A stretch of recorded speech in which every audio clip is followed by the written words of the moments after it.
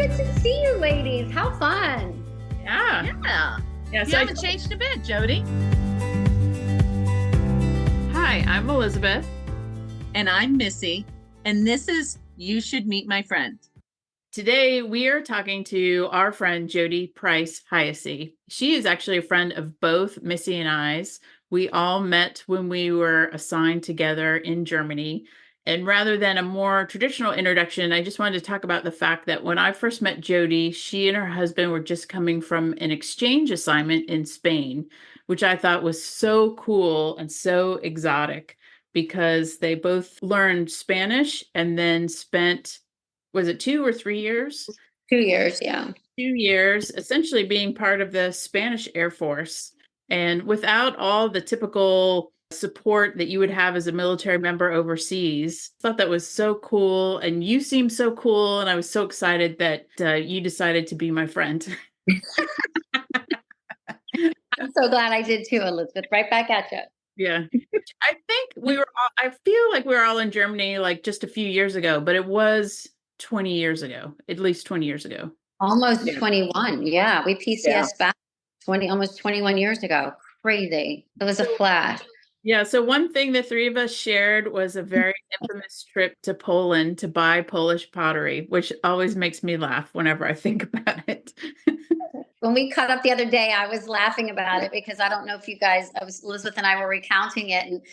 And we couldn't leave till Elizabeth got off work. She was the active duty at the time. Yeah. And we had to leave. When we left in it took us like half an hour to get off base because there was so much traffic. And then we had like 8-9 hour drive to Poland and in the dark at night. There were 3 cars. We had like a convoy of 3 cars going, and we shopped we got there in the middle of the night, I guess. And then we slept for a few hours. Yeah, we stayed in a hotel somewhere. Somebody had the plan. It wasn't me, and I don't think it was you. We were just along for the ride. I think it was Kim. I think Kim planned it all. We always seem to have all the details on doing stuff like this. Yeah, and then we slept somewhere near the border, and then got up and shopped somewhere there at a little village, and then headed into Poland and shopped all day. And then I remember getting back to Kim Schmidt's house at like 3 a.m. It was January or something. It was freezing cold, and we had to get all of our pottery out of different cars. And it was, and I was sick. I remember I rode there, I think, with Kim, and I rode back with Missy. I think you drove. No, I rode with a friend of Kim's. So I was laying in the back seat of that car, like so sick on the way back. And I got like a cold, the flu or something, and that took a lot out of us. It was like we drove 16 or 18 hours. We shopped and then like drove back. I mean, it was crazy. And we were like, why did we do that? Because it was on a Saturday. So why didn't we just stay? No, I don't know. Why didn't we just stay? Maybe, I don't know. I have no idea. It was crazy because we got back at like 3 a.m. Or 4 a.m. on Sunday morning. Yeah, that was. But I still have all my pottery everywhere. We use it every day, and it's one of my favorite things. But that was like the baton death march of Polish pottery shopping. And I thought that's how everything went. That was like my first thing, and I was like, "Oh my gosh, they're trying to kill me." So Jodi, I know you're from Pittsburgh. Do I remember that correctly? You are right. I am. See, on an 8-hour trip to Poland, you have lots to talk about. You do. Yes, I'm from Pittsburgh. And then when I graduated from college, I got a job in Knoxville, Tennessee, which I moved to for Alcoa. I moved down there and worked there for 2.5 years, which was a big change from Pittsburgh, especially in the 1992. And I worked there for a couple of years, and then I got promoted. I got a promotion, moved to Little Rock, Arkansas, with Alcoa, and I worked there for several years. And that's actually where I met my husband, Steve, who was stationed at Jacksonville Air Force Base. So that was my kind of, that's where we met. And we had been friends for several years before we started dating, but that was where my military entry began. Was we met there and then got married. And then, as you alluded to earlier, his next assignment was he had separation paperwork in. I think he owed 10 years, I guess, post academy. Yep. And so at 10 years, he was going to get out. He had separation paperwork. Actually, he was going to he got a job with the Cheyenne Guard. We were going to move to Fort Collins. We had it all kind of lined out. And then he's kind of on a whim that, like you said, I think the U.S. does something like 80 something exchange assignments around the globe. And so what they do is different countries, like, they do it with all of the European countries, Scandinavia, Australia, New Zealand, where they have a 1-for-1 pilot swap. Mhm. So, the U.S. pilot will go embed in that squadron in the foreign country, and then their pilot will come to the U.S. and embed.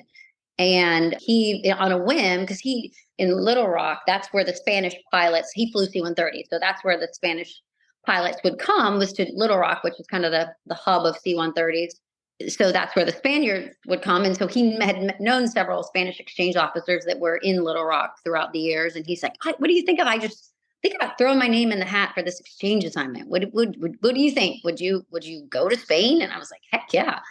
And so we got kind of everything lined up to move to Colorado, and he got chosen for that assignment in Spain, and he accepted the job. And the next thing you knew, we were engaged and we got married, and then we headed off to Monterey, California for a hardship duty tour to learn Spanish, which we were there for like 9 months, which Steve continues to say I had a lengthy honeymoon because we got married. Our honeymoon was driving cross country to Monterey, California, and then we went from Monterey to Spain for 2 years. But yeah, Monterey, I mean, they weren't sponsoring spouses slots at the time. So they had too many spouses drop out of the program.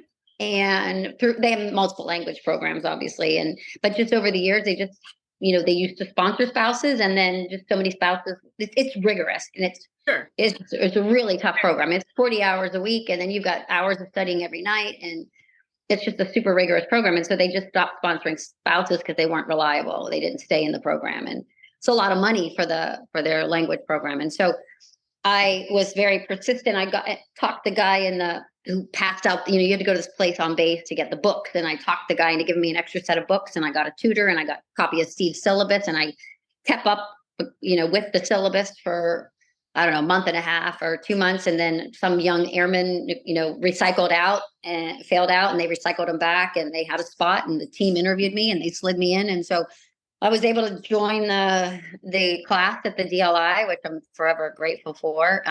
There were 3 sections, 10 people in each section, but we were one class essentially. And then as a part of that, the DLI partners with Monterey Peninsula College. So you could take a couple extra courses and then get associates in Spanish. So in addition to the DLI, we did that. So we both ended up graduating from the DLI and getting an associate's in Spanish in conjunction with Monterey Peninsula College, and then off to Spain for 2 years. And even after learning Spanish every day for 8 hours a day, and studying at night, and doing all the listening drills with the CDs at the time, and packing it in your brain as much as you can. I mean, we landed in Spain and just at the end of every day, we were wiped out for the first several months. I mean, just trying to think and navigate everything in Spanish. And the Spaniards did not speak English. So everything you had to do in Spanish, whether it was going to the bank or, trying to get your a lease, and then trying to get your utilities turned on. And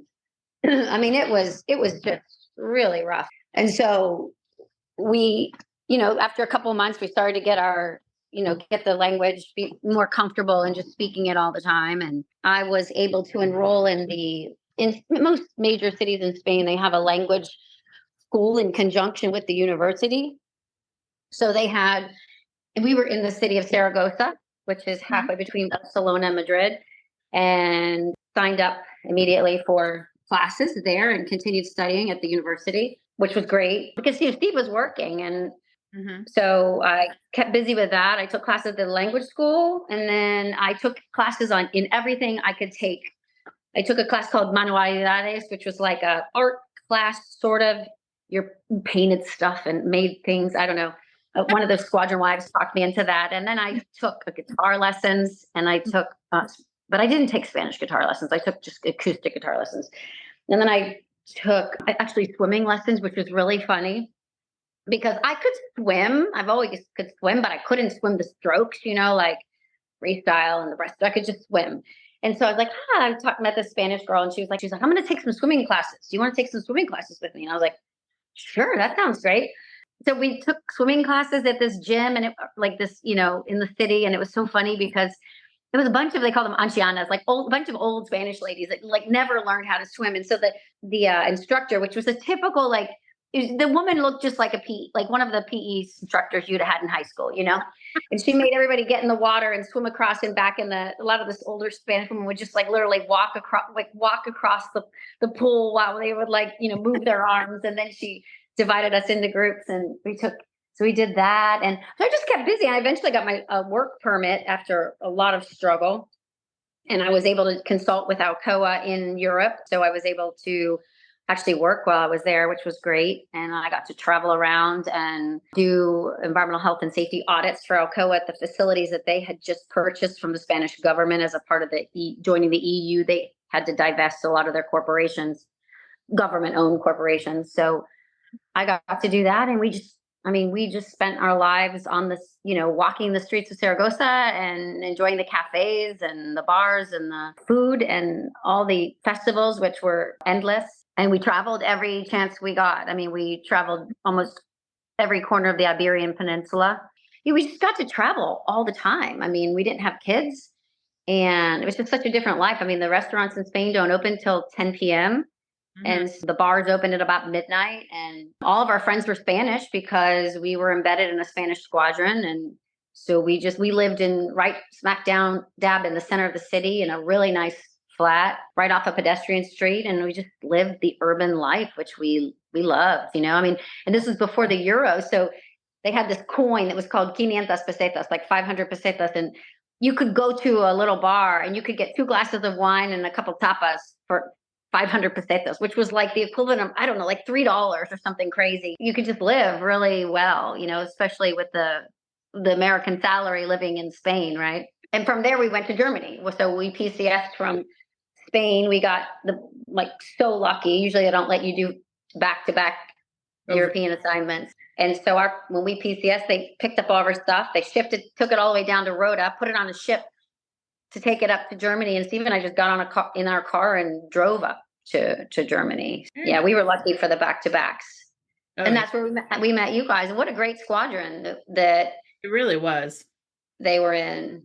Yeah, it was just such a great group of people. That was so much fun. And that was just so different because we left Spain where we didn't really have any American friends till we moved to Germany, and like all of our friends were Americans while living in Germany. It's just complete juxtaposition of, assignments. But then we all lived in different villages. Luckily, none of us were forced to live on base. Yep. And that was nice. Yeah. That was not even a consideration for me because Emma and I got there before Greg did. Because we had a habit of we never moved at the same time to the same place ever. We were always moving separately. They're like, well, we can offer you a 1-bedroom apartment on base. And I'm like, no. Yeah. And you had to play your cards right, because I remember we got there, they were trying to get people to move on to base.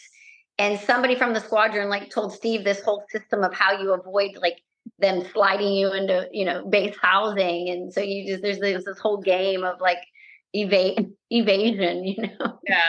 Yeah. Because just the village life around Ramstein was just so charming and wonderful and fabulous. And you had more room, and we had a dog. Yeah. And all of us added to our families during that assignment.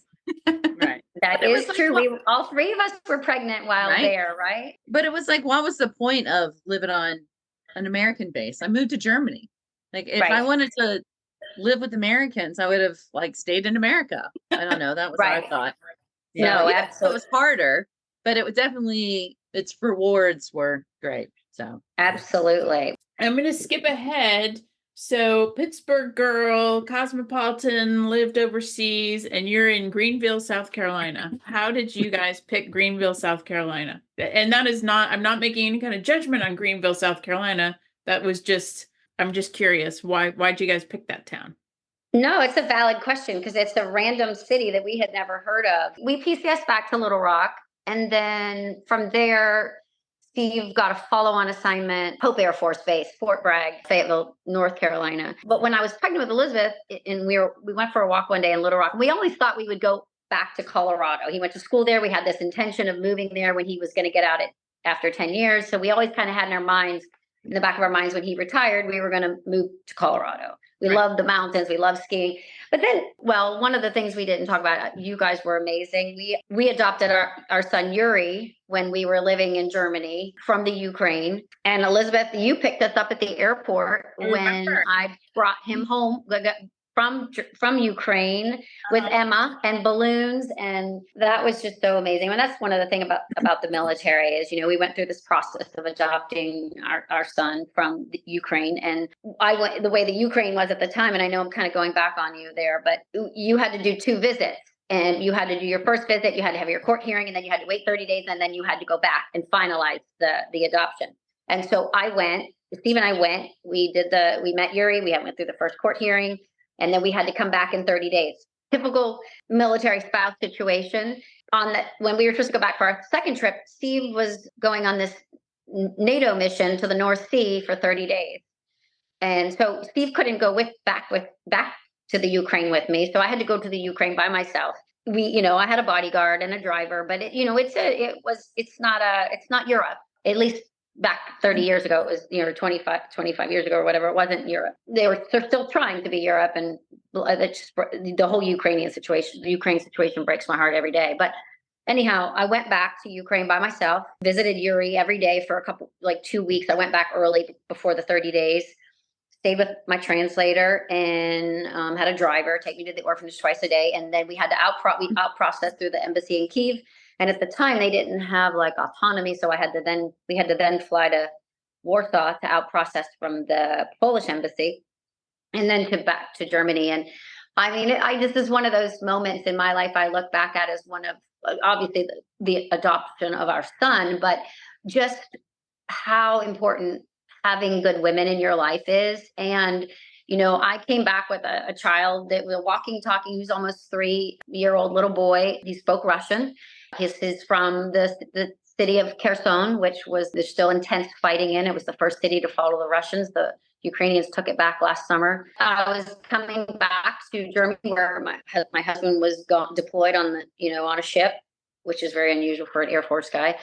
You picked me up at the airport with Emma and balloons and came back to my house, and the entire wives, from the squadron descended on my house, and they had bags of food and meals prepared, and people cleared out their kids' toy rooms. And, Yuri's room was just overflowing with toys, and then all the little kids and all the moms and wine. And it's one of those truly most magical moments of my life. Just women supporting women, being there for a really important moment when, as a military spouse, you're coming back with a child you just adopted and your husband's not there.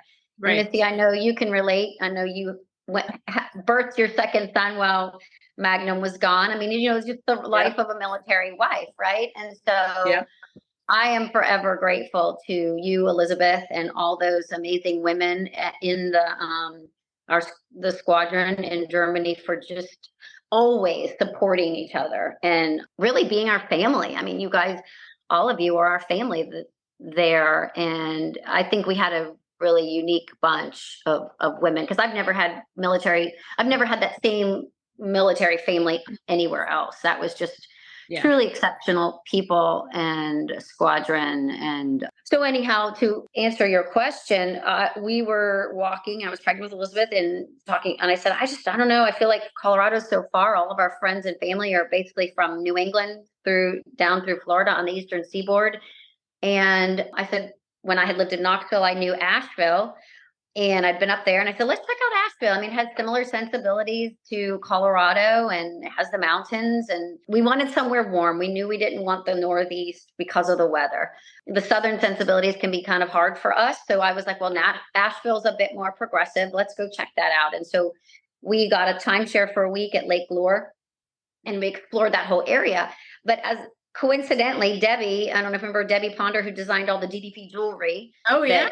Women were crazy for. Debbie lives in Greenville, still does actually. Leah Downs had said, you need to call Debbie. You need to check out Greenville, if you're going to go to Asheville. During that week, we were in Asheville. Debbie came up and showed us around Asheville, but she's like, look, I'll come up and show you Asheville, but with one clause that you just come down and see Greenville, And we kind of had to get our map out and be like, because South Carolina wasn't in our cross check. So yeah, we kind of thought Southeast, definitely not Florida or Georgia, North Carolina, Virginia. We drove down and saw Greenville for the day and just fell in love with it. And this is when I was pregnant with Elizabeth. So this was 2005, spring of 2005. And it just was spectacular. We were like, how did we never heard of it? Like, we'd never even heard of this city. It just really was we just fell in love with it. And so we PCS to Fayetteville, North Carolina, and we kept coming back to see it. And it just kept growing and just kept getting more and more amazing. And finally, we came here the spring before, like, Steve would have been getting out the next summer, right? Not that summer, but the following year. And we spent a week in the hotel downtown, and we went and looked at schools, and we met with a realtor, and that was what we did for spring break. And we finally just, like, kind of that fall, we were like, yep, Greenville, this is where we're going. And the funny thing is, Debbie, who I absolutely adore, we probably politically and otherwise, politically, religiously, we're definitely on kind of opposite ends of the spectrum. And so when I told her, I was like, we decided because she spent, 3-4 years campaigning for us to move here. And when I told her that we were moving here, she goes, oh, Jode, I think I made a big mistake. Like, you can't move here. And I was like, wait, you spent 3-4 years talking us into moving here. What do you mean we can't move here? She's like, oh, I made a mistake. Like, you can't move here. She's like, this isn't just the Bible Belt. This is the buckle. Like, you're going to hate it and you're going to hate me. Like, go back to Asheville. Consider Asheville again. And I was like, no way, we're coming to Greenville. And she's like, oh my, okay, it's not my fault. It's not my fault if you come here and don't, and hate it. And there's a very Christian fundamentalist conservative, university here called Bob Jones. And so there's a lot of that here. Obviously you can watch the voting and see kind of where it leans. And so she's like, anyhow, with Steve and I, you find your people, right? You go to wherever you are, you can find your people. And we definitely chose the most appropriate neighborhood for us. We're in an old neighborhood right near downtown. We're a few houses off of Main Street, 3 blocks were in the center of downtown. And a lot of our friends are transplants from other places and different backgrounds. We've got a lot of friends that work for BMW. So we've got folks from, Germany and all over the US and some friends from other countries. And so, you find your people wherever you are, right? And the city has just continued to amaze us every day. I mean, it just has grown so much and such positive growth. The city leaders are really phenomenal. They do a great job attracting the right growth and zoning accordingly and really working hard on mixed use and good development that is walkable and urban and appropriate for the downtown. So you don't have big drive-throughs or big CVSs or those kinds of things in the middle of an urban center. Everything should be sidewalk front. And and it's really, I can't brag enough about the city and our leaders. And it's interesting, the long-term mayor of Greenville was a man named Max Heller, who was Jewish and escaped the Holocaust. I think he was from Austria, if I remember the story correctly. There's a statue of him downtown. His wife just passed away a few years ago, actually, Trudy. And he had this vision because downtown Greenville was blighted, just like a lot of the downtowns. They build the mall, everybody moves out, the downtown is blighted. It was kind of one of those typical downtowns. It was most of the storefronts closed. Became a lot of homeless people, a lot of drugs, a lot of all those unsavory things. Mm-hmm. And he had this vision for Greenville that he wanted it to be a walkable city, like he remembered from Austria, right? Like the walk plazas we had, like town and stuff like that. Exactly. That's what he wanted. And so he worked hard to make that happen. They put together a Greenville plan, and he really was the one who saved the city. And then our current mayor, Knox White, kind of took the helm and has done the same thing. And I will say Greenville is a really great example of, and Knox is a Republican. I don't know what Max Heller was. I assume he was more of a Democrat. I have no idea. But I will say Greenville is one of those places where the Republicans and the Democrats on our city council work really well together for the benefit of all citizens and of the city. And they work on all the things: walkability, bikeability, affordable housing, all of those things that are important to all of us. If only we could replicate that. It's truly an incredible example of Democrats and Republicans working together for everybody. And possible. it is possible. And Greenville has done it. And I will tell you, we are one of those cities where city leaders, mayors, and city councils from all over the country come to Greenville to see how they've revived this city and try to replicate it all over the country. I mean, it's a phenomenal city with really great leaders. Our city council folks are just absolutely amazing people that work for all citizens. We have a city council member on our street, and anytime there's an issue, you can just text them or call him, or I see him walking his kids to school, and he's on it. I mean, they just really do a great job. And I know a lot of people here are like, don't tell people how great Greenville is. We don't want anyone else moving in. And I'm like, come, we need intelligent, open-minded, bright people coming here and helping to change the demographic and the dynamic and open people's minds. I just think it's phenomenal. We couldn't have gotten luckier. And we picked the right neighborhood. Our kids' elementary school was 2.5 blocks away. We walked our kids to school every single day. Picked them up, walked down and brought them home. I mean, it just is really, I wouldn't want to be anywhere else. So we got lucky. Really, we got lucky. Yeah. I saw your post about the Greenville Green Ribbon Advisory Committee and Recycle and Waste Ad Hoc, actually, that you were leaving that committee.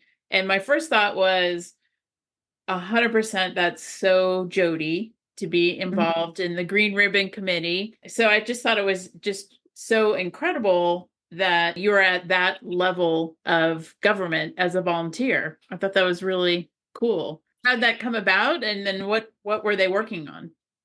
Yeah, well, again, and I give credit to the city for really, one of the things is like most cities have like a sustainability coordinator and a bike ped coordinator and like people on staff that help move the city forward in the realm of sustainability. And the city did not.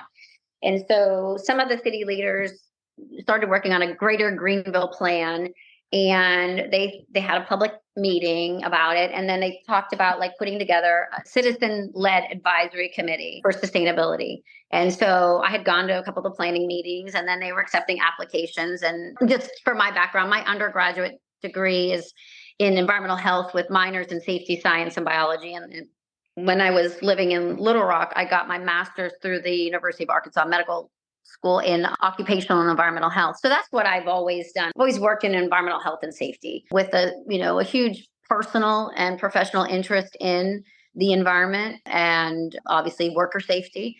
In Fayetteville, I worked for a nonprofit. It's called Sustainable Sandhills. We operated in the 7 counties of the Sandhills region, where I developed and launched a green business program working with city leaders and local businesses, and then a green schools initiative where I worked with the Cumberland County School District, which is one of the largest school districts in the country. Like Greenville, it's a county system. So the entire county is one school district.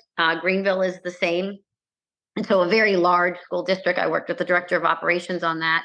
We launched that program into 12 schools. I did training in those schools. I helped build gardens in those schools and teach children about sustainability and teachers and, it's just all those things in the community, which I loved. And so when I got here, I wanted to get involved in something.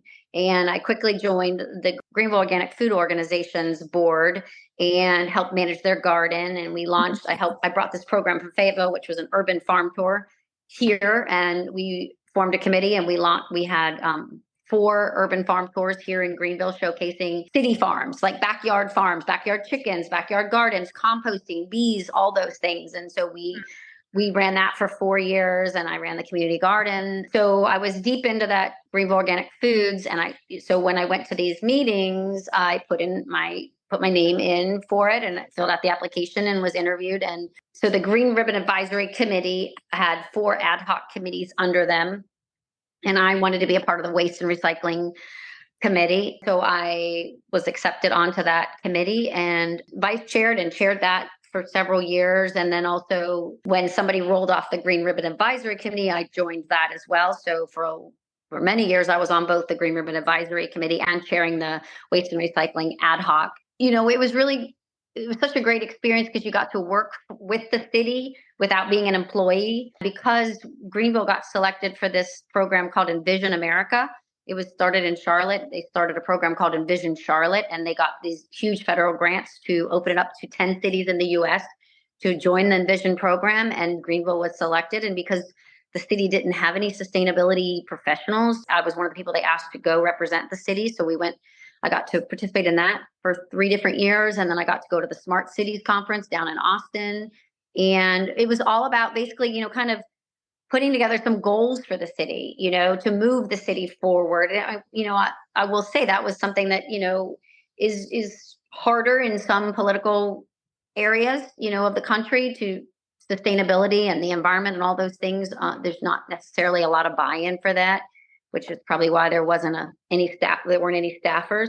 And we went to the conference. We were the only city of our size there that didn't have anybody on staff doing sustainability work. And there were other cities our size. Pittsburgh was one of the cities that was in it.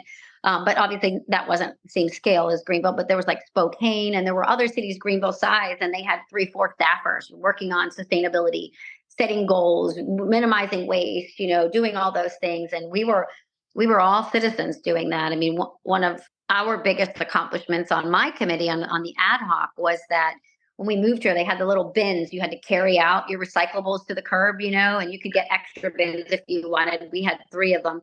But then, like, if it was a windy day, then, like, half of it would blow down the street. So we went on kind of like a road trip with the city down to Decatur, Georgia, outside of Atlanta. And we're trying to come up with better ways for the recycling program. We have been pushing for a recycling roll cart, like a bin, versus those like things you carry, like for recyclables. And we went down and we looked at some systems down there, and we, proposed some things to the city. We really wanted to get rid of those bins you carry and implement a cart system. It wasn't really moving very fast. And unfortunately, a couple of days before Thanksgiving, I forget what year now, what they used to do is they would have these guys hanging off the back of trailers and that would pick up your bins and dump them into the garbage cans or into the, the truck. They backed up over a guy and had a fatality. He died.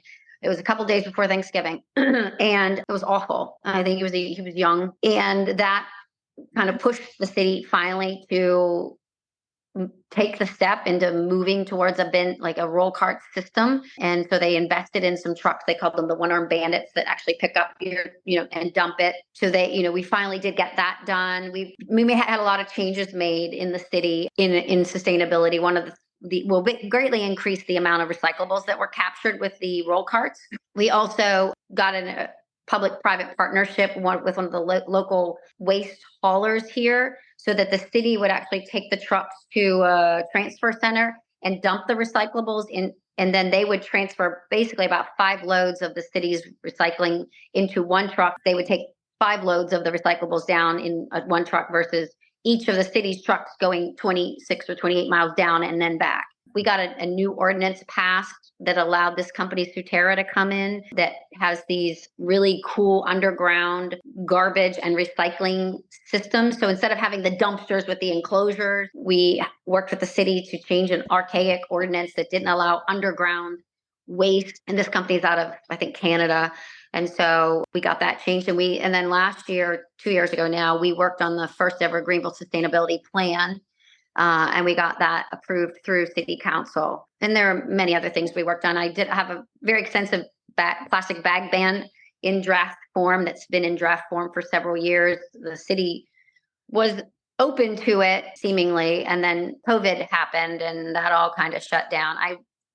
A lot of municipalities in South Carolina do have bag bans, and one of the complaints from the American Retailers Association, the lobbyist, right, that didn't want to see that happen, said that they wanted consistency. So we worked very extensively. I had hours and hours of phone calls and conversations and emails and with other municipalities like Mount Pleasant and Charleston, making sure that we mirrored their bans, being consistent in the state. So I have hope that maybe one day our city leaders will actually pass that. It passed in a work session and then they would never bring it to a formal council meeting. So maybe one day, but yeah, I mean, Greenville it's moving along. I was on and co-chair or vice chaired and chaired both of those committees for many years. And after 12 years, it was time to pass that on to somebody else to do. But I'm very thankful that the city leadership had the vision to solicit input from the public and get people involved to guide them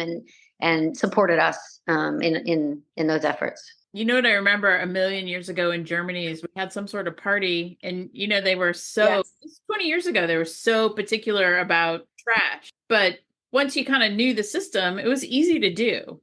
I was happy to do it. But I think there was some squadron party and people were just stuffing all the trash into trash bags.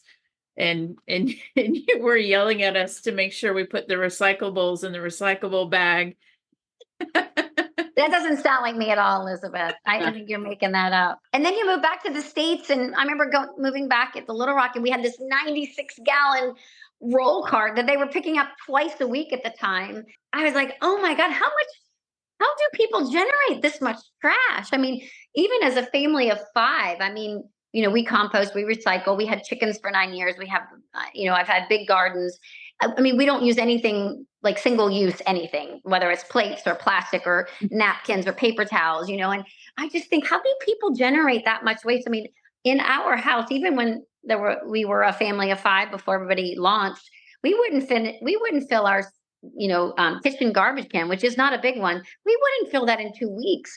So I'm always like, what do people throw away? Like, what are they doing? I genuinely wonder, because I walk by these houses. Some of my neighbors will roll 2 96-gallon garbage cans to the curb every week, and I'm like, I could roll mine once a year. Yeah, I keep hoping, that America, if we did 1/10 of what they do in Germany, it would be super impressive. And here we are 20+ years later after PCSing back. And yeah, they just implemented, like, they won't take glass in our recycling anymore. You have to go to the central dumpster, which personally I love because I like making all the noise of cracking it.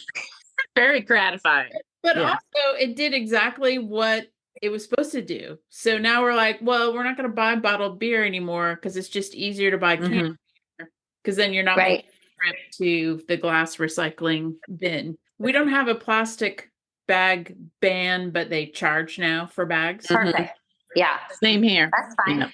So sure enough, it changed my behavior. Now I, have a couple bags floating around the back. Changes behavior. I mean, in Germany, they charge you for the bags, and people don't ever buy them because, like, why would you want to? And we propose that as well. I'd love if it were 5 cents a bag. That would make me happy. I mean, really, recycling is not the answer. The pre-cycling is the answer, right? So recycling is great. Don't generate it. Yeah, recycling, so aluminum is the number one thing. I worked for Alcoa. I'm not biased because of that. Aluminum cans are back on the shelf in 30 days as aluminum cans. Plastic is not really recycled. It is downcycled. Recycled means you can make something out of the same thing. So you can make an aluminum can out of an aluminum can. And it uses like 90-something% less energy to make aluminum out of a can, out of aluminum than using bauxite that's mined in the Southern Hemisphere and brought up and turned into aluminum. But plastic is not actually recycled. It's downcycled. You can't make a plastic bottle from a plastic bottle. You can make carpeting from a plastic bottle. You can make fleece from a plastic bottle. It's downcycled. You can make things from it, but it's not stable enough to make plastic from it. So it's not a closed loop. You can't do it infinitely, right? So you can't make a plastic bottle from a plastic bottle, but you can make carpeting padding from it. But eventually it is finite. It will go to a landfill in some form, right? Where aluminum can just be forever, infinitely recycled. So really the key is pre-cycling. Think before you buy something. Think about, do you need to buy this? First of all, can you buy something that's used? Can you buy something else instead of what you're buying that is more environmentally friendly? I mean, I think about this in everything I buy. Even eyeliner. I know that sounds so crazy to people. I won't buy eyeliner that's in a plastic tube, right? I want an eyeliner that's a pencil that I can sharpen. And when I'm done with it, there's really nothing left but a little metal cap, maybe, that I'll put in my metal bin and take to the scrapyard. We learned this when we were in Spain. Our good Spanish friends that were like family. Everybody has their own little napkin ring. It has a different symbol on it or a different color. We have a basket that everybody has cloth napkins and they have their own ring. And we put our cloth napkins in a little basket. And then when it's dinner time, we get them back out and we use them, right? We've done this with our kids forever. Like when we set the table, they grab the basket with the napkins, the cloth napkins, everyone gets theirs off their ring. And then of course, when they get dirty, we wash them. And people will say things like, well, aren't you generating extra water by washing them? And I'm like, no, because I just toss them in a load I'm already doing, right? Like I'm not running a load for 5 napkins. I'm adding them to a load I'm already doing. Sometimes it's just easy habits that people don't think about, right? Thrifting and all those cool things that I'm sure both of you do. I just think it's such a great way to reuse things, right? And not send things to the landfill. So, Jodi, I mean, you've probably already addressed this, but what's the most interesting place you have traveled, or what is a dream location you would like to visit? Yeah, so I looked at that and was like, oh, that's hard after 5 years in Europe. We certainly didn't get to see everything, but we got to see a lot. I think interesting was a good word to put in there because all the towns and cities and villages are fantastic. But interesting, I think, would probably be somewhere like it, somewhere unique, right? I was kind of torn between Gibraltar and Malta, and I definitely think Malta is by far the most interesting place we ever traveled. And I don't know if either of you been to Malta. No. But I've been to Gibraltar. Yeah, it's interesting, but it's very small, right? But Malta is just so fascinating. The history is fascinating because it was settled like 7,000 BC, and it was settled by like the Phoenicians and the Byzantines and all these ancient cultures. And then of course Romans took it over, and then the Spanish took it over, and then it was constantly invaded. The Sicilians took it over, the French took it over, and then it became a British colony, which I think it still is today. I think it has some autonomy. And that is just so fascinating because they have these like megalithic kind of Stonehenge like temples from 3,000 and 4,000 BC, right? And it's a couple islands, right? It's a small archipelago. It's just the people are so stunningly beautiful because it's all these, thousands of years, these cultures coming and going and blending. And so it's where you see, I think the most beautiful people are people that have like the dark hair and then the light eyes. Those are so stunning to me. And that's what a lot of Maltese are like, because they have a strong Arab background, and then they have all the European influence, and their language is like, it's the craziest language I've ever heard because it's a blend of languages. It's primarily 80% of it is like Arabic, right? And then a certain percentage of it is like a French influence, and then there's English. And so it's just this mishmash of languages together that is its own language. And I'll never forget Steve and I standing down by this beautiful fishing wharf and hearing this kid talk to his dad, and it sounded very Arabic. He's like, speaking in very, very Arabic sounding language. And then we heard a couple words that sounded French, and then we heard jellyfish, and so it was like Arabic, a little bit of French, and then jellyfish. And Steve and I just started laughing because it was like, what is this language? And it just had such a deep, rich history, and just all these, blend of Europe kind of things. And then you can go to these megalithic places. And then there's also like Popeye Village, because that's where they filmed the movie Popeye, and it's still there, the little Popeye Village. So like, it's just a very unique place. It's beautiful. Yeah. A lot of wealthy people there, a lot of super yachts come in with helicopters on them. And so I would say that would be the most interesting place I've ever been. I do want to hike Mount Fuji one day in Japan, but that's on my very short bucket list. Question number 2. What do you want to be known for? So I think you may know that I work at a funeral home. This is my question. What do you want people to remember about you? I love that question. That's a new one for you guys. You kind of threw me for a loop for this season. I know. I love it. I think making your community better. So many people have apathy. They're good people. They're good parents. They're good husbands, wives, mothers, daughters. But get involved in your community. Everybody has time for it. Our nuclear families are important, but like, make a difference. Invest time in making your community and speaking out for inequality and injustice and people that are marginalized, and speak out against racism and misogyny and all those things that have kind of surfaced in our culture in the last several years. It's not okay, saying things that are racist or anti-LGBTQ and just hateful things against people. Speak out against it. Go make your voice heard. Go to protest and stand in concert with people that are marginalized and against institutionalized racism and bigotry and misogyny. So, and I teach my kids to do that. It's not okay. If somebody uses a word that they shouldn't be using, call them out on it. Not okay. I guess the other thing is being a good friend. I think my friends are super important to me, and I definitely want to be remembered as being a good friend.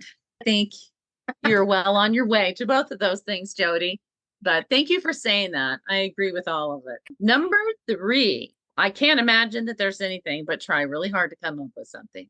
What is one thing you are not good at? Wow, there's a long list of things I'm not good at. Keeping my mouth shut when I should, but honestly, like anything artistic, I am just not artistic. I want to be. I would love to be. I took guitar lessons in Spain. It was terrible.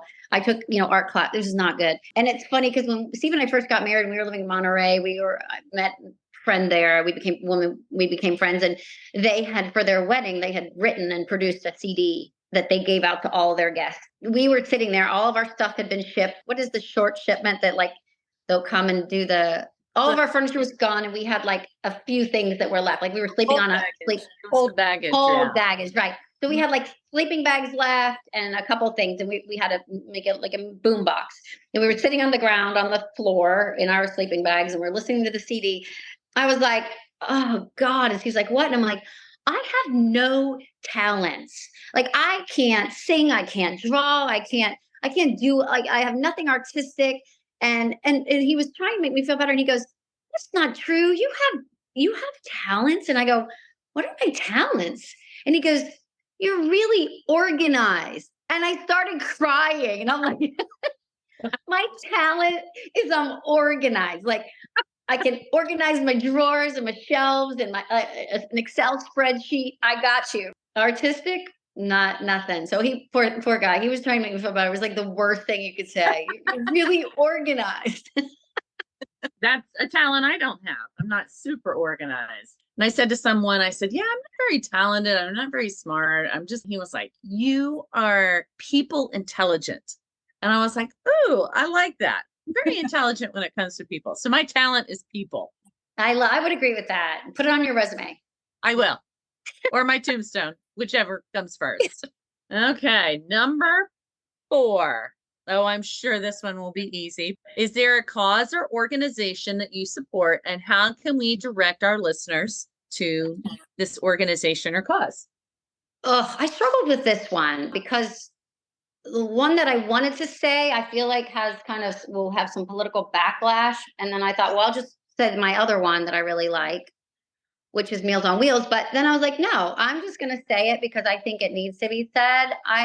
Especially considering the political climate and what's going on right now, I urge anybody and everybody to support Planned Parenthood, because Planned Parenthood is so much more than the one politically divisive thing that people think about. I mean, Planned Parenthood, it supports women's health. I mean, in so many aspects. I mean, myself and every girl I knew in college, we got our birth control there. We got our pap smears there. That's where we went, and it was affordable. Especially in the South, Planned Parenthood is really getting gutted. We have a lot of, there's the institutionalized racism in South Carolina. There are many people here without good access to healthcare, and Planned Parenthood advocates for women's health.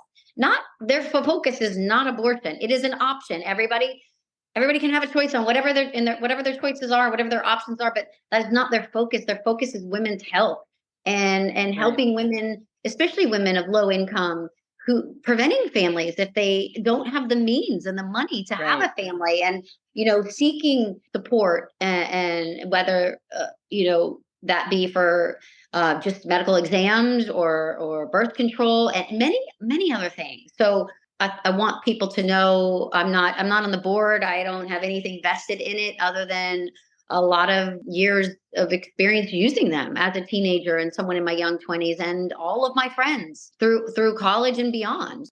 Very well said. And then finally, do you have a friend that you think we should meet? It's really hard because I feel very fortunate. I have a lot of beautiful, smart, amazing women in my life that I love dearly. I wanted to recommend somebody who goes beyond and who is like really involved in their community and making their community better. And so I actually have two suggestions for you guys. One of them, I think, Elizabeth, you at least know, is Lisa Terry. She was in our book club in Germany. I don't know if you remember her. She lives in Columbia, Maryland. She's one of these people that every day she wakes up, she makes the world a better place.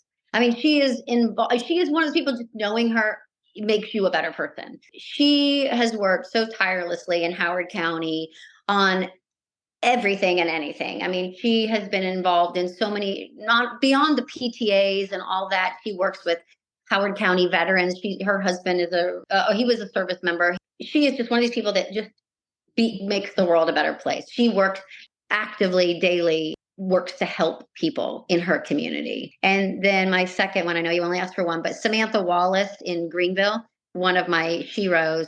She owned a magazine called Edible Upcountry here in Greenville for a long time. She organized 2 busloads of women to go to Washington several years ago. She now works for Bank of America in their community outreach program. She started one of the first local bookstores here in Greenville in downtown. They took this old building and started a really cool bookstore. I mean, you will love both of them, or whichever one of them you choose. But they are both exceptional people that make me strive to be better every day.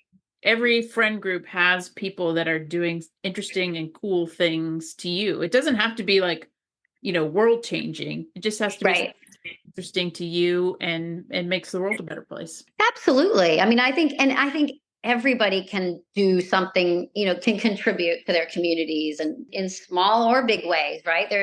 If everybody contribute outside their nuclear family in just a small way, right? Yeah. On a weekly basis. I used to think about this when, we'd walk to pick up our kids from school, and they have these crazy carpool lines, which I just incense me. And people get in them, and they sit in them with their cars running for an hour. And I'm like, you have nothing better to do for an hour? There are 3 soup kitchens within 4 or 5 blocks of my house. If you have an hour every day, 180 days to sit in your car for an hour, to be the first person out of that line, when you could park your car and just walk up to the school, spend that hour doing something, contributing.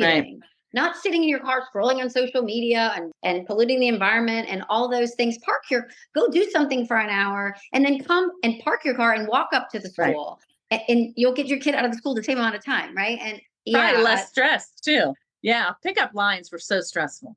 I never did them. I refused. I put my kids on the bus everywhere we live. In this house, nobody thought they had buses to the middle school. They're like, oh no, they don't have buses. Everybody, you got to get in a carpool, and you can drive, get in the carpool and with people. And then you only have to drive to school 3 times a week or whatever. And I was like, no. Right. And so I got the bus coming to pick up Yuri, because all the kids rode the bus in Fayetteville. It's kind of a funny story. And I'll end with this.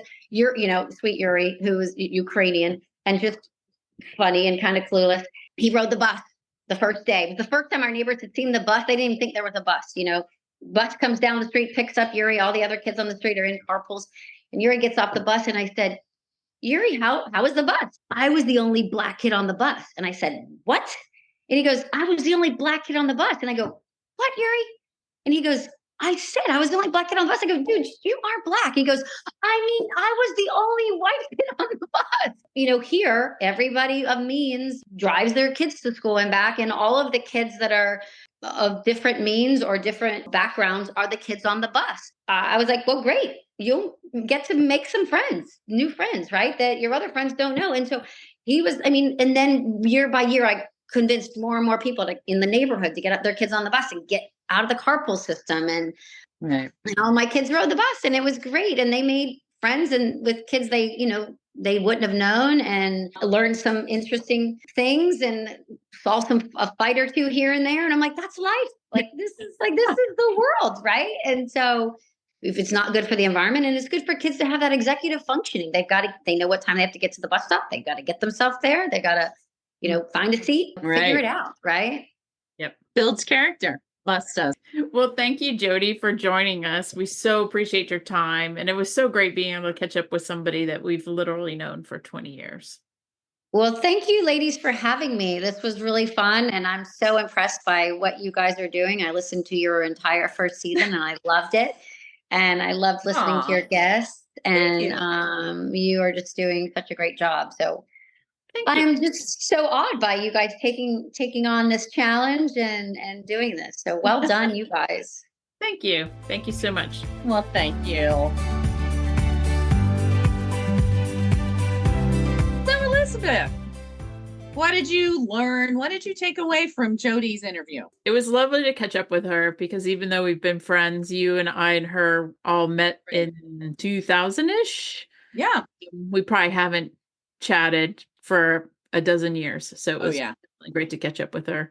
What I thought was really cool is what I think you and I have always admired about Jodi is that if she sees a problem that's solvable, she jumps right in and wants to try and solve it. And I feel like over the last couple of episodes, we keep talking with people that are doing something very local and not very far reaching out of their community. Nonetheless, it has a really positive impact. And I just really feel like the more people do those little neighborhood things, the more it'll just build up to just a much better world for everybody. Absolutely. I agree. Believe that I learned maybe some new things about Jodi that I didn't know, or maybe I had forgotten. We've lived a lot of life since the last time I've seen her, but she's one of those people, still high energy. Like you said, I probably took that away from Jodi when we were in Germany, is just like get involved. She said that multiple times, just about getting involved. Get out of your little family unit and do some stuff. Right. Always have learned a lot from Jodi just by observing and kind of wanting to like be that bold. She lives life boldly, and I admire that about her. Very much so.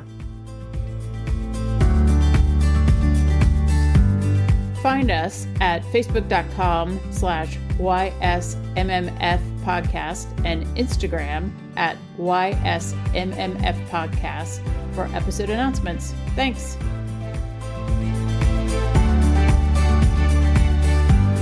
You want me to start those, Elizabeth? Yeah, because I don't have them written down anywhere handy right now, so I'm just depending on you, Missy. Oh, you know you can depend on me always.